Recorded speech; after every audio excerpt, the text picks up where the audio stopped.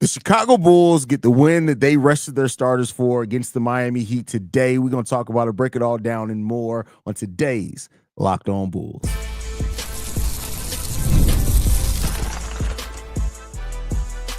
You are Locked On Bulls, your daily Chicago Bulls podcast. Part of the Locked On Podcast Network, your team every day. Thanks for tuning in to Locked On Bulls, member of the Locked On Podcast Network, where it's your team every single day. That's Pat, the designer, host, and creator of the Windy City Breeze, and host of the Chicago Bears podcast over at ESPN 1000. I'm Hayes, host and creator of Chicago Bulls Central and Chicago Bears Central YouTube pages and podcasts. And Pat, shout out to the Windy City Breeze gear on. Yeah, a little merch action. I'm trying to figure out what the heck is going on with this. What is that? What is that? Where's that coming from? It's the hockey jersey, so it's got strings on it. But like gotcha. Now, I think I undid it somehow, and whatever. We do a podcast. That's crazy. But the Chicago Bulls' decision to rest players yesterday pays off, and because every starter played over 30 minutes today. Matas Buzelis 34 minutes, Nikola Vucevic 35, Coby 36, Kevin Huerter 37, Josh Giddey 40 minutes played. We got only 12 points of production from the bench today. Of course, everybody's going to talk about Josh getting his triple-double. We got Josh Giddey also joined special territory with LeBron James and Nikola Jokic, which we'll talk about here in a second. But the game overall today, Pat, 119-111 over the Miami Heat. How you feeling? Listen, you better win after what we saw yesterday, but it was a good game. I thought that there was I will say this. I shouldn't say it was a good game. I thought the first half, for the most part, was absolutely atrocious. The Bulls looked very lethargic. Coby White could not hit a shot. Seemed like nothing was really falling for the team early on. And they still kept the game close because of their defense, which was very stellar in that game. But the last 4 minutes, I would say, of that first half, all of a sudden, Josh Giddey started just going like, hey, let me show you something. I said 30 million, which may be up to 40 million. I don't know where we at right now. He can make up to 51 million. That was what we were saying pre-show, but I don't know if he's going to get that. But he's working his way up the ladder here. His production all of a sudden at the end of that first half, I thought he just took off, and the Bulls followed suit. I thought defensively the Bulls really stepped up. It really sparked a fourth quarter where I thought defensively, a third quarter where I thought defensively the Bulls really kind of kept that run going. I thought for the most part, seeing how Kevin Huerter got himself going in that run as well was very big for this team. And the Bulls all of a sudden kind of had some life and were able to pull away. Miami never was able to get comfortable in this game, and you could see it the entire time. Outside of a hot first quarter, after that, Miami never really got comfortable again shooting the basketball, and the Bulls' defense was in their face just about the entire night. I thought Matas Buzelis did a really, really good job of playing the passing lanes, just getting his hands up, just being a part of the defensive structure that the Bulls needed to have there. And listen, it all paid off in the end. I didn't need the bench as much. I guess if this was the game plan of basically we are going to run you all until you die in this game, so sit down, I can live with what we saw yesterday. And I mean, Billy Donovan has talked about that being an advantage for this team before, as far as it being a team that can wear teams down because they're well conditioned.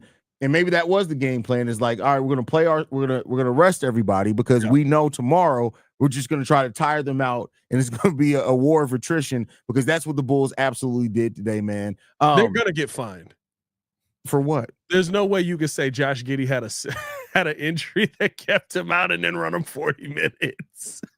No, I mean, well, even at did you see Billy Donovan how he was trying to drill it home today in the pregame show? He was like, yeah, Josh Giddey's wrist is not 100%. And it's still kind of bad. That's literally what he said. He was like, the wrist injury is still kind of bad for Josh Giddey. And then Josh Giddey was like, I wouldn't be surprised if they said, hey, Josh Giddey, just wait. The first quarter, just don't play. Don't play. Because that run that you talked about at the end of the second quarter, they went on a 20-6 run for at the 4-minute and 50-second mark all the way to the end. And they went at the start of that run, they were down 46-38. They were up 58-52 at the end of that first half. Josh Giddey had 10 points, 2 assists, 3 rebounds, and went 4 or 5 from the field over that stretch. Literally, there was a part where Giddey comes out of the game in the third quarter and he sits down. And like literally 2 seconds later, Billy's like, He's like, oh, I guess I'm back up at the scores table. Here we go again. No, man, listen, this was a good game. This was a fun game. And you know what it was? It was a game where you saw the resiliency of the Chicago Bulls. Again, like I said, in the beginning of this game, they were not playing well. Miami was scoring the basketball kind of easily, but you were trying to get the defense rotation. Miami was just hot. And then the Bulls bounce back, fight back. Josh Giddey takes over, and you manage to hold on to the lead. Throughout the rest of the game, I don't think the Bulls ever gave the lead back in this game. But on top of that, seeing the game that Coby White had in that fourth quarter, where Coby was god awful today, and the fact that he finished this game 5 for 14, I know many people are going to look at that stat line and say, wow, that was a really bad day, but it was a really, really great fourth quarter for Coby White in a game where, again, that word resiliency. You don't win this game if Coby White doesn't wake up in the fourth quarter, because nobody could score in the fourth quarter of this game early on. It was at one point where Coby White ended up getting to 10 points. Vooch had a 3, Herter had a 3, and that was the offense. Yeah, Coby White scoring 12 of his 18 points in this game in the fourth quarter alone, where he goes 4-6 from the field in that and gets to the free throw line 4 times. But Coby White, I know you said he played god awful, especially offensively, but there's still times where he was driving and creating for people, even when the shot wasn't falling. I think that's really good for Coby once he recognizes that. And he only took 6 shots in the first half. He didn't hit any of them. So luckily he didn't turn into chucking Coby, because that's when we start being like, all right, Coby, calm down.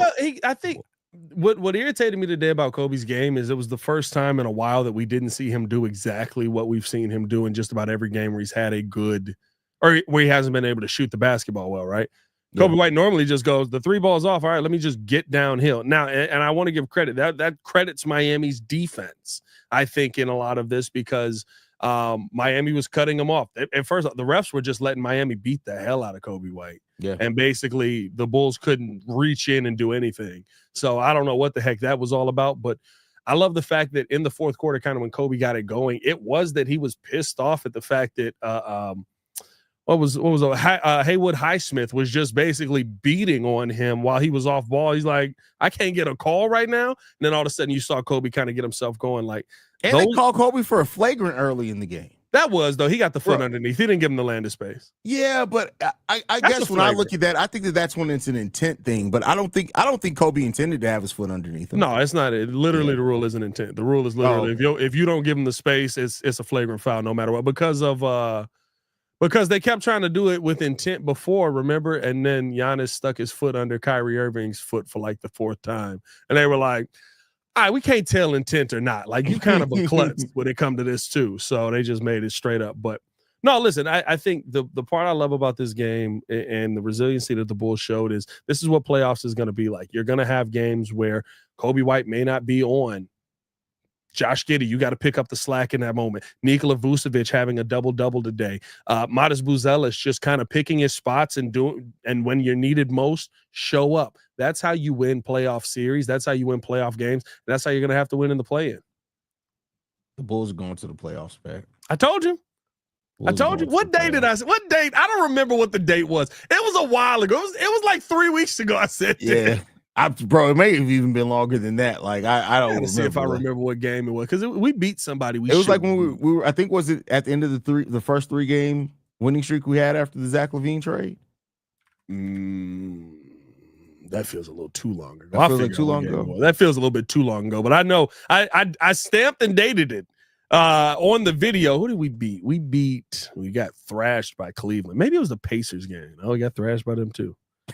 Yeah, we did. We got thrashed by them. That was bad. But before we get out of this segment real quick, how'd you feel about Matas Buzelis' game today? Because I feel like Matas made an impact all over the court today, offensively and defensively. The Magic game. The Magic. That was March 6th. We are at April 9th. I told you, I thought it was over a month ago. It was over a month ago. We then got destroyed. We beat Miami after that. Anyway, I thought Matas played a good game. I thought Matas played the game that is for the 4th guy on the offensive side of the ball. Again, another knock to P. Will. Great game yesterday. Didn't play Nah, he kind of did play bad today. Like but the whole bench was bad. Everybody off the bench was bad. Yeah, but it was like every time P. Will tried to do anything, it just didn't work. He tried to throw a pass like to a wide open Coby White, and somehow it got stolen in the middle of the floor. But anyway, Matas Buzelis in the fourth scorer's role put up 17 points, 4 rebounds. I thought that he literally just picked his spots, waited for his opportunity, continued to cut to the rim, tried to get in there and get some second chance opportunities. Thought he had a really good game defensively. I thought he played. They had to make a switch in the first quarter of the game because Matas was on Khalil Ware, and Khalil Ware was just dominating. And they were like, no, we need to put you on Bam Adebayo because at least you can kind of keep up with Bam. I thought that was a good switch in the first half. And once that switch was made, you kind of saw the Bulls defense start to lock in a little more.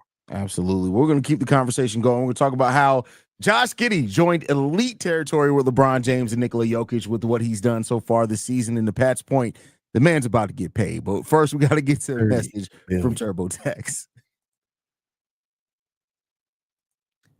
Maybe Josh Giddey can use TurboTax after that $40 million he's about to get. He's got a guy. Josh Giddey's definitely got a guy. This is a message from sponsor Intuit TurboTax. Taxes was waiting and wondering and worrying if you were going to get any money back, and then waiting, wondering, and worrying some more. Now Taxes is matching with a TurboTax expert who can do your taxes as soon as today. An expert who gives your taxes their undivided attention, and they work on your return while you get real-time updates on their progress so you can focus on your day. An expert who will find you every deduction possible and file every form, every investment, and everything with 100% accuracy. Also, you can get the most money back guaranteed. No waiting, no wondering, no worries. Now this is Taxes. Get an expert now at TurboTax.com. Only available with TurboTax Live full service, real-time updates only in iOS mobile app. See guaranteed details at TurboTax.com/guarantees. Also got to talk to you guys about Prize Picks. Baseball season is in full swing with the Sox, man. Did you see that game? And there's no better way to get in on the action with Prize Picks, the best place for daily fantasy sports. With Prize Picks, you pick more or less on at least 2 player projections, and if you're right, you can win up to 1,000 times your cash. Whether it's strikeouts, RBIs, or first inning runs, Prize Picks keeps every game exciting. This week, I'm picking Aaron Judge for more than 1 home run and Ohtani for more than 1 stolen base. It's that easy.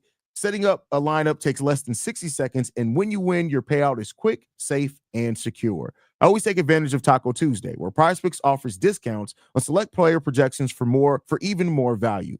Download the app today and use code LOCKEDONNBA to get $50 instantly after you play your first $5 lineup. That's code LOCKEDONNBA for $50 instantly after you play your first $5 lineup. Prize Picks, run your game. More Locked On Bulls coming up next. All right, Pat. Josh Giddey today, with what he's done on the season, joined LeBron James and Nikola Jokic as being the only 3 players in the NBA with at least 1,000 points scored, 500 rebounds, and 500 assists. How you feeling, Pat?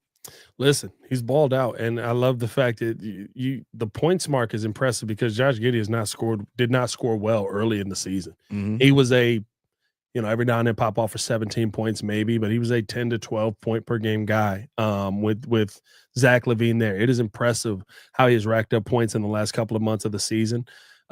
He as weird as this is to say, and this is the part where maybe this does get tough, but you are winning games because of it.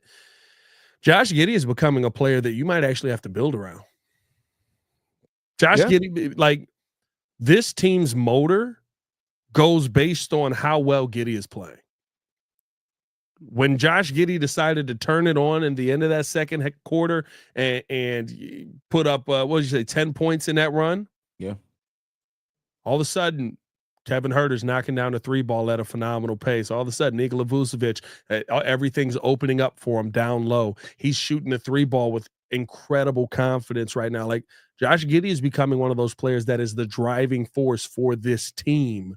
And that's somebody who, when you talk about it, it's tough to say, okay, well, let's bring in another star that takes the basketball out of his hand. I don't know if you pay Josh Giddey if you believe that he's just going to go back and be the fun point guard that sets everything up. This is not Lonzo Ball, ladies and gentlemen. AK made a trade for a player that has turned into something that I think is bigger than any of us thought he was going to be here in Chicago. And me and Hayes were incredibly excited about the trade because we were like, well, you got a young piece. Like, it's going to be good to see a young piece get in here. He's probably going to be around 15 points, and hopefully he gives you 10 and 10. This mug is putting up 30 balls. Yeah, a 28-point triple-double is crazy, right? Like, what Josh Giddey is doing, man, and the thing is, I always love it when people prove their doubters wrong on the court, right? Not through talking, not through jabbing at anybody. Josh Giddey's kept his head down throughout the turmoil. Do you remember like his first couple of games in Chicago? I think it was, I don't know if it went into the regular season. It was maybe a preseason. But when he was announced, nobody cheered. Nobody did anything because it was all that extra stuff around Josh Giddey. And now, like, you look at a guy that he's dealt with all of that, the way that the season ended in OKC, and now he's the engine for this team. Him and Coby are the engines for this team. But, like, I love the way that they pick different times to spark it. A couple of games ago was Coby. Today, it was Josh Giddey. It was Josh Giddey, like you said, that sparked that run at the end of the second quarter and then did it again halfway through the third quarter. And then Coby helped finish it off in the fourth quarter. Like, that's the balance that we have here now. And that's the balance that we never consistently got from even DeMar and Zach. Like, we never consistently got it at this level. I've been pessimistic as in the sense the same way I am with the Bears, right? I always get excited every offseason with the Bears, and I'm let down by week 6, right? Yeah. With this Bulls team, I'm constantly just waiting and saying, all right, I just need to see how we're going to start off the first month of the season next year. But I'm getting really excited about the potential core that we have here. And that's not even to mention as well, Matas Buzelis, who he's just showing more and more. It's like he went through that brief period of the rookie wall that lasts like 5 games. Yeah. He's coming out on the other side of that much better.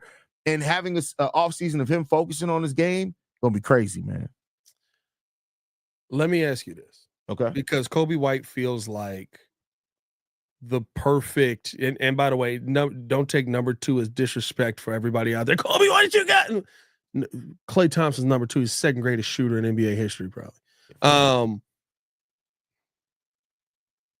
Probably Ray still, but he's in that conversation. I had to think about that. I was he's like, in the room. Dude, listen, he's 3.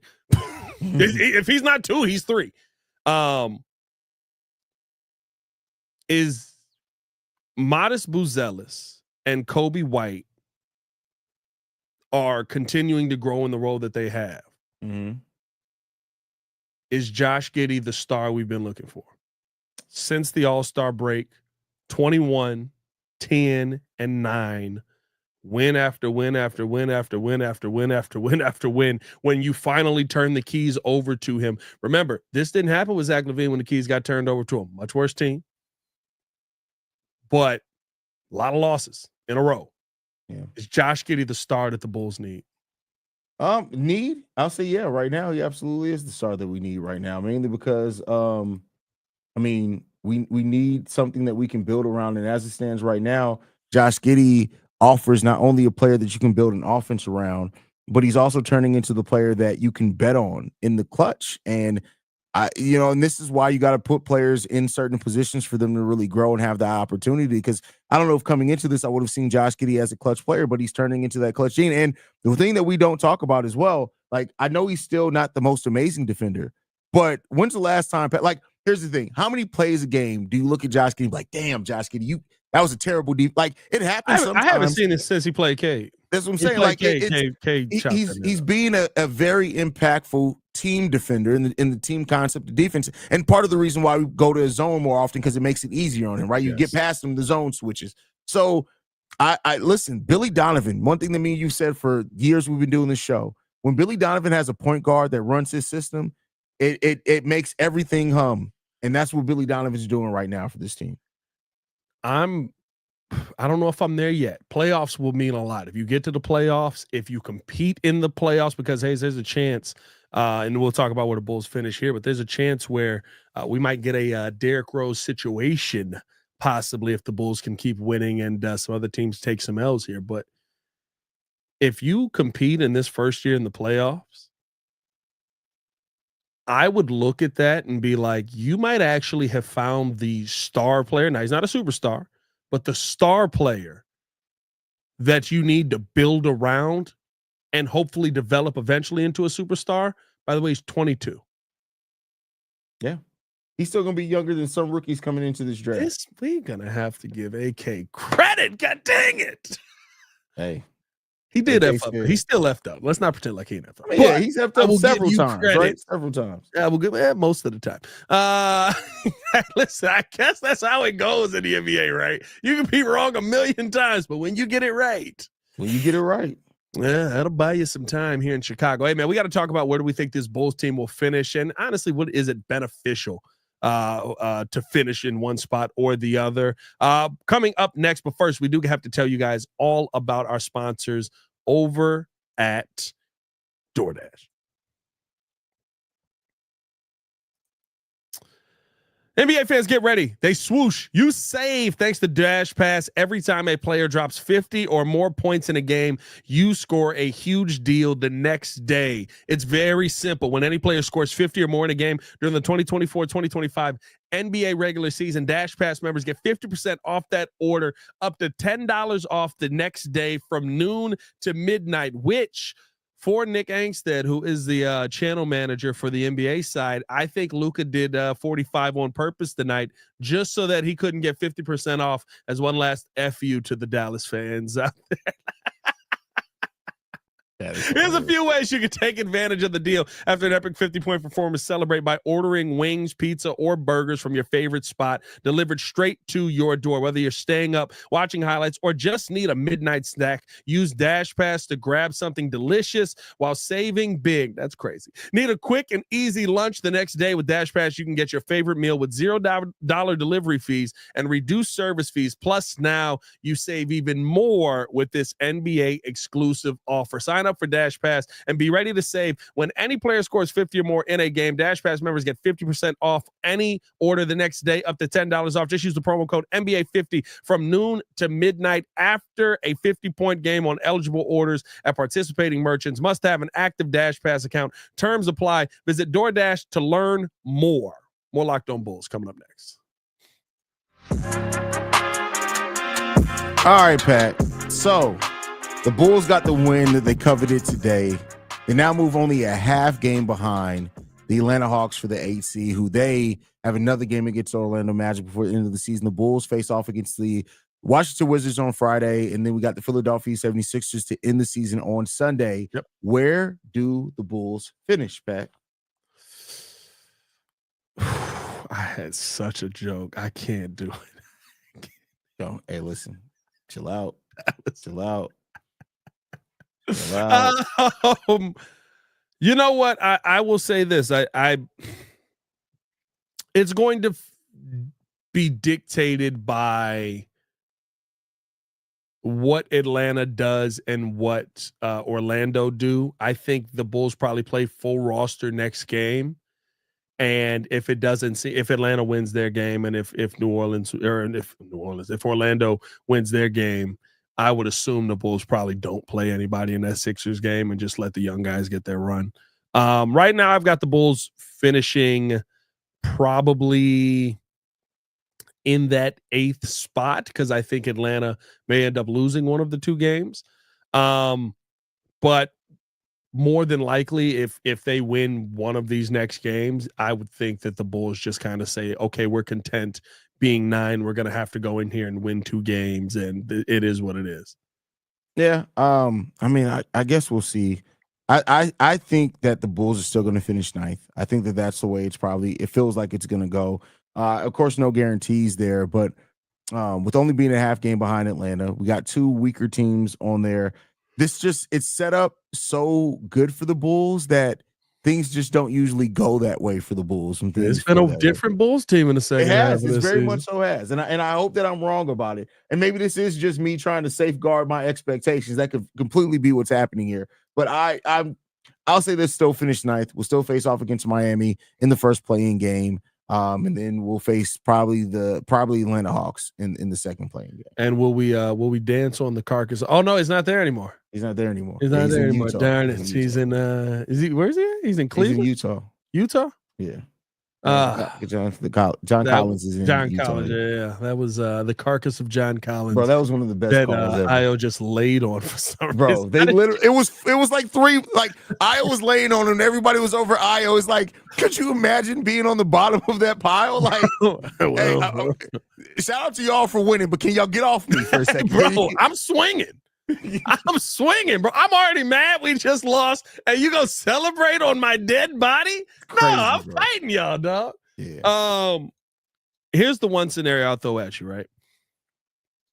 If the Bulls can find a way to get the 8th seed, it means that they probably play Orlando, who I think is going to be locked in at that 7th seed for the play-in game. If the Bulls win that game, they get the 7th seed.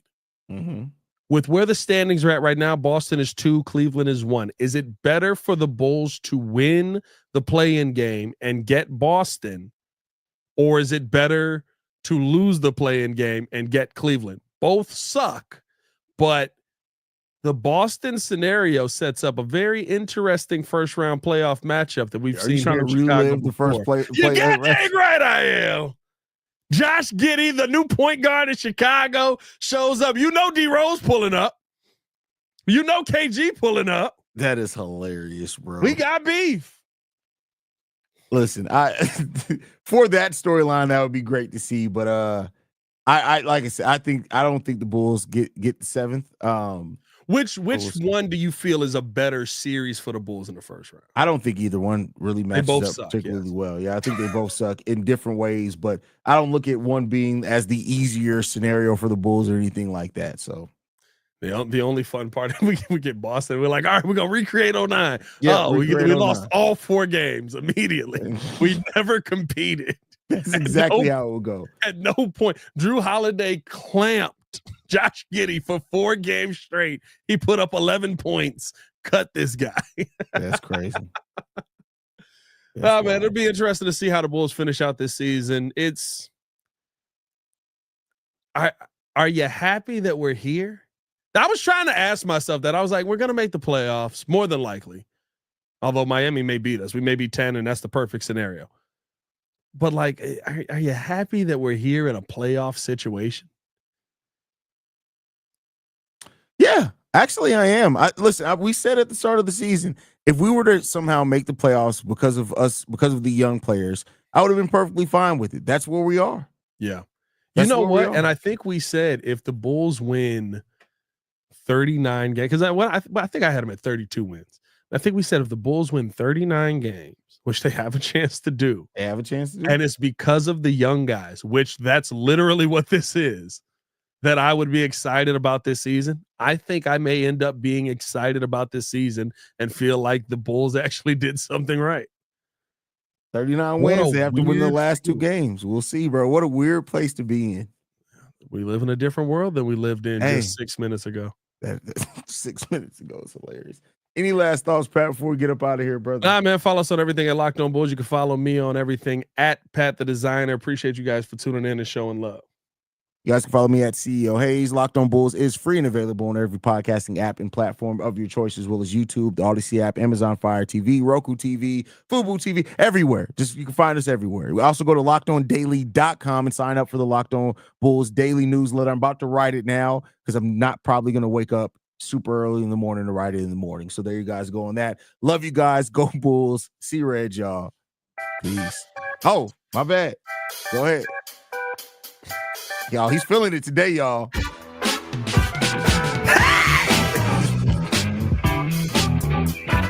Red! Get it ballin'!